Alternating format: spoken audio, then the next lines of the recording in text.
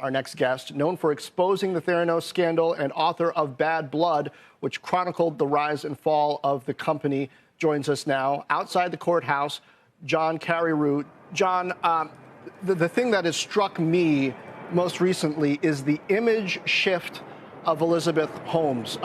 In the past, she projected control. She projected being completely self-contained and decisive. Now, heading into this trial, we're getting a very different picture of her being controlled by others. Which is the accurate picture? Is it too soon to tell? It's exactly right. I mean, when she was at the height of her fame in 2014-15, she was this incredibly self-possessed young woman who entranced audiences.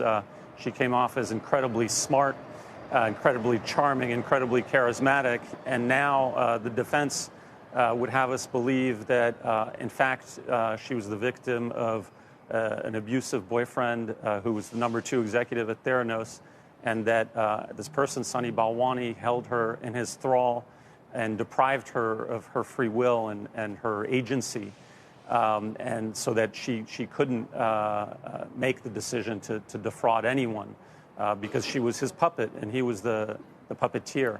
I personally don't buy this theory, but it's not me who matters. It's the jurors who are going to get impaneled this morning. Will they go for this defense theory? And I think the outcome of the trial is going to hinge on this.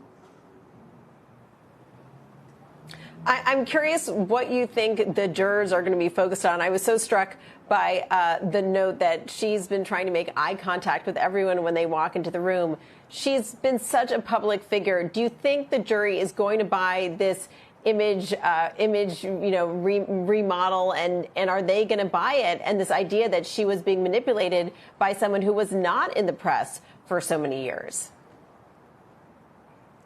Right. As I said in my podcast, there's a mountain of evidence against her, both documentary evidence, emails and so forth, and a ton of witnesses that the prosecution is going to call to the stand.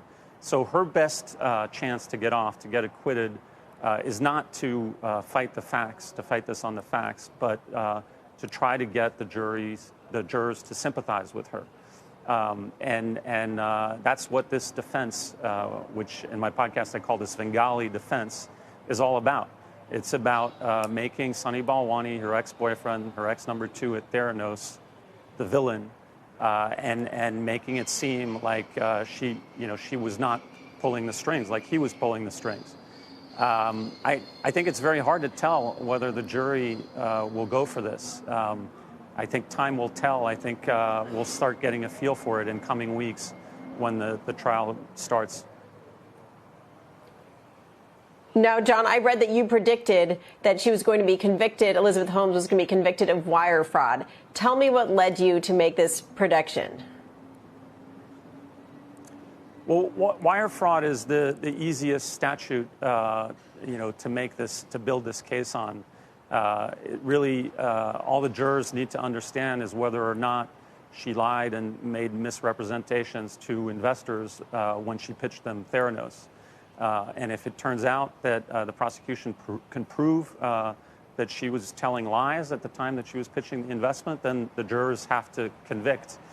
Same thing with the patients. If the prosecution can prove that Theranos was under her supervision wiring electronic blood test results across state lines to patients that she knew were false, then the jurors have to convict. So it's a very wire fraud is a very simple proposition, and that's why prosecutors often rely on it in cases like this one.